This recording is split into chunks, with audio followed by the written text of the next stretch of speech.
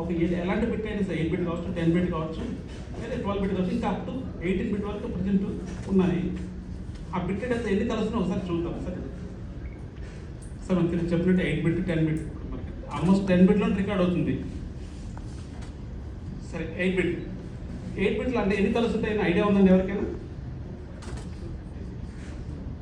So 8 బిట్లు basically చిన్న లెక్క ఏంటంటే 8 బిట్ అనేది 2 to అంటే చిన్న ఫార్ములా చూద్దాం.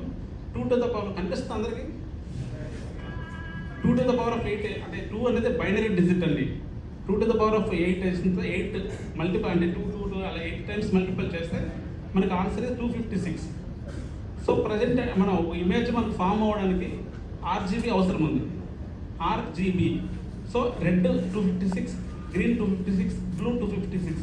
సో అవి multiple that mean 256 cube multiple చేస్తే